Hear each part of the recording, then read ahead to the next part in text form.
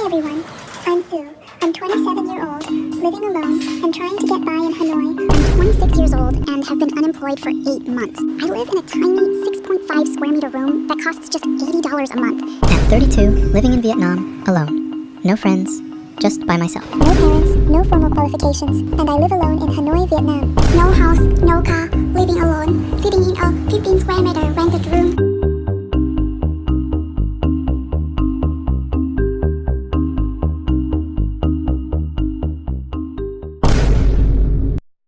Han life, Xuân life in Vietnam, Ling Ling life, life of Phu, whatever this is called. What do all these channels have in common? Well, they all claim to have no jobs, no friends, single, and live miserably. These videos are part of a growing trend on YouTube, vlogs where the entire premise is about how depressing their lives are. And if you scroll through the comments, you'll notice something strange. People aren't put off by it. Videos with titles like "My Alone and Poor Lifestyle in Vietnam," "No Parents, No Marriage," or "My Alone and Poor Lifestyle in Vietnam," "No Job, No Money, No Marriage, No Friends, but I love my life." I love the optimistic ending there. Are racking up millions of views, and the people watching are donating hundreds of dollars to these creators, with thousands of supportive comments talking about how they sympathize with their situation. So let's take a closer look at some of these channels, how they make money, and the audiences they're targeting. Once you watch a few of these back to back, you'll start noticing the same formula. A soft, monotone English AI voice over the footage of daily lives. A little farther along, I noticed some chicken coops right outside someone's house. Something I had never expected to see in the middle of a city. As simple as it may look, this format works really well for Western viewers, who rarely get to see the lives of other countries, especially Southeast Asian. This kind of foreign mystique attracts international audiences and is able to garner a lot of attention. Let's look at a typical example.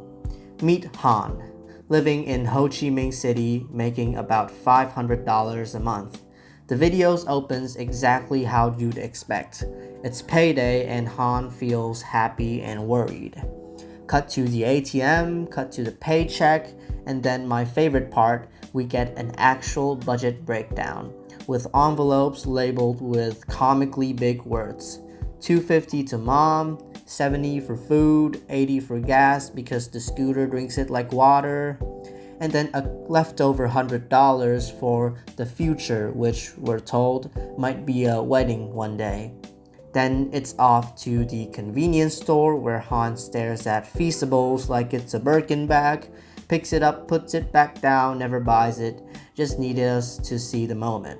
Also, cut to this scene where he somehow managed to get a person to record him pondering at groceries.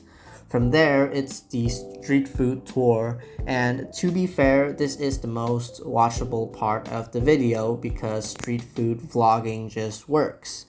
40-cent bánh bột mì here, $1 bánh mì there, cotton candy that reminds him of being a kid. It's poverty and it's a fruit crawl somehow at the same time. And then right on schedule, the loneliness beat. Friends ask about marriage. Han laughs it off, tells us, "I may never get to see that chance, and I promise you, every single video ends the same way. Some version of life is hard, I am miserable, but that's okay." Wait, hold on a second. This template looks oddly familiar. That's right, remember those Japanese salaryman slop content. The same counting money, the same sob story, albeit remixed a little bit, and a closing line that turns the whole thing peaceful instead of just sad. That's just life, I'm okay with it. It's basically the same thing, but reskinned into another country. In fact, China also has a bunch of creators doing this exact niche, earning millions of views. So if this formula is getting copy-pasted across Vietnam, Japan, and China, basically anywhere with a camera and a sad enough story, you'd think the audience wouldn't matter that much. Sad is sad, right? Except when you actually check who these creators are aiming at, it's not at random at all. In fact, it's overwhelmingly one audience.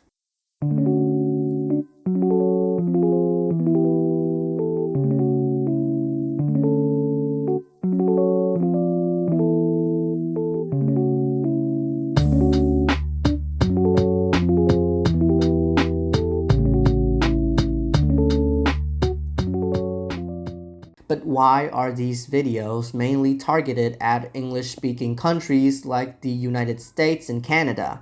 A big factor is because of how YouTube revenue system works. YouTube ad revenue is paid out per 1,000 views, but the rate depends heavily on where the viewers is watching from. Ads served to viewers in the US, Canada, or Japan pay creators dramatically more than the same ad served to a viewer in Vietnam or India. For example, the YouTube RPM in Vietnam averages between approximately 15 and 80 cents per 1,000 video views, significantly less compared to the US, which has an RPM averaging between $2 to $12 per 1,000 views. To put that in perspective, 100k views from Vietnam might buy you a nice dinner, but 100k views from the US can pay your rent. So if you're a creator based in Vietnam, but your actual audience is American, your revenue per view goes up substantially. And because of this revenue discrepancy, they create English subtitles, AI voiceovers, and English thumbnails, all to cater to the Western audiences.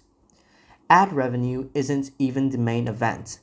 Look at the description box of most of these channels, or the pinned comment, and you'll almost always find a Ko-Fi or PayPal link. And the demographic most likely to click that link isn't random either. Older viewers from Western countries, people who grew up without the reflex to fact-check a stranger's sob story before opening their wallet, are, by a lot of accounts, one of the core donor base for this entire niche.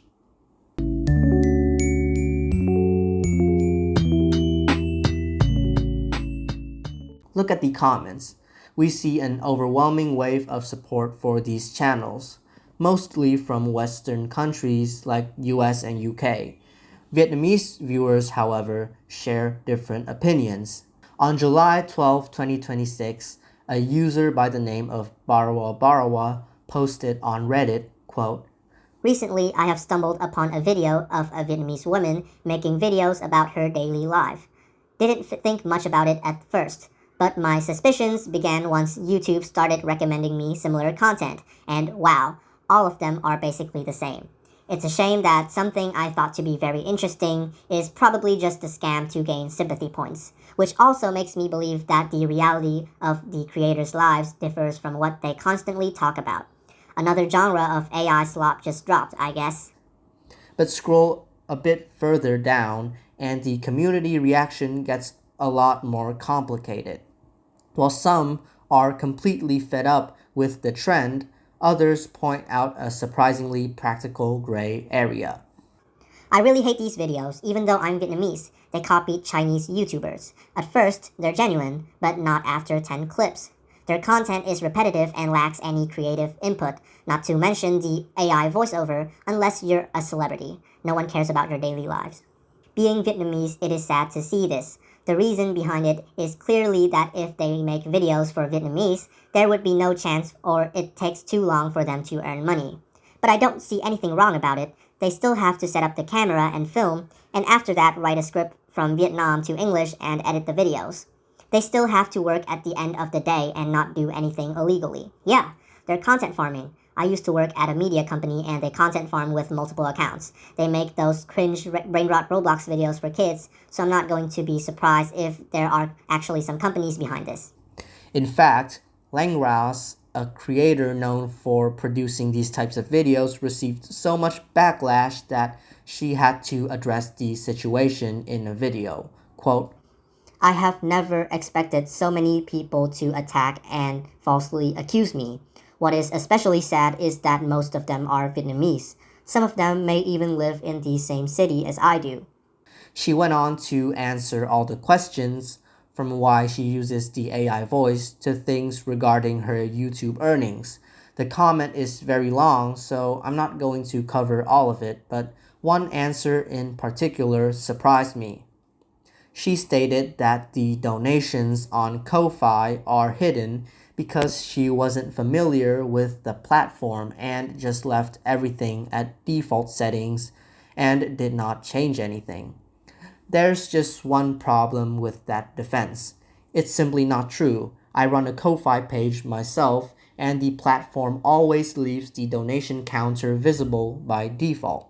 Just to be certain, I created a brand new test account to verify it. You have to actively go to your settings to hide that data. While I can't definitively prove the rest of her statement is false, this particular excuse is factually wrong. And once you see the actual numbers, well, make of that what you will. Public data shows Langra's Ko-Fi page has over 663 supporters and 4,707 total donations at the time of recording. Doing the exact math, that counter translates to a staggering $18,825 in direct support. Keep in mind, that is only from 663 supporters. That means, on average, every single person who supported her didn't just give a one-time tip. They've given her roughly $28 each. And all of this is completely separate from the premium ad revenue generated by her 2.7 million views and the various super thanks she collected before suddenly disabling them. Alright. Enough with all the calculations. Let's look at a smaller channel.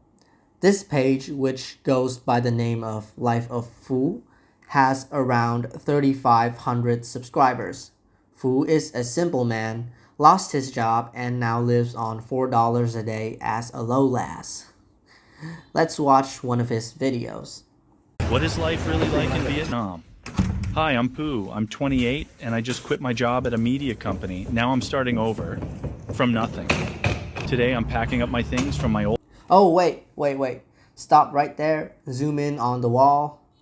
Holy crap. This guy's office has 9 play buttons with 4 gold ones. Oh, look, he also has a second channel called Fu Easy Life, and a third one which has no videos called Fu Simple Life. Turns out he ran into some YouTube monetization issues. I wonder why. Fu says in his video that he was fired from his media job. I guess he's just trying to hustle his way back. Everyone comment justice for Fu if you have made it this far, guys. Now, don't get me wrong, there are creators who genuinely just trying to document their everyday struggles, using AI voices purely as a tool to bridge a massive language barrier. If a translation app helps an actual low-income worker pay their rent through international ad revenue, you could argue it's a brilliant victimless hustle. But where do we draw the ethical line? The most immediate moral problem is the exploitation of human empathy.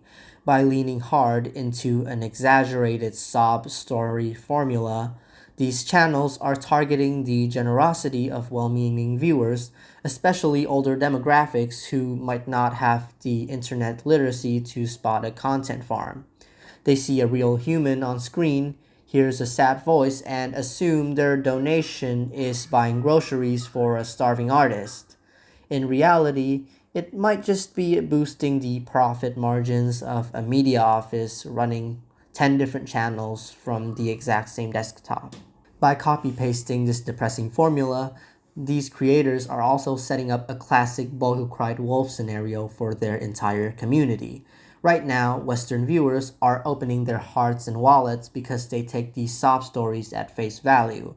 But what happens when the audience inevitably figures out a template? The content is simply not sustainable for long-term audience retention. If you've made it this far, thanks for watching. This video took a while for me to research and edit, so if you enjoyed it, make sure to like and subscribe, and hey, if you can, a Ko-Fi donation is always appreciated because I actually don't have a job since I'm 16 years old. Bye.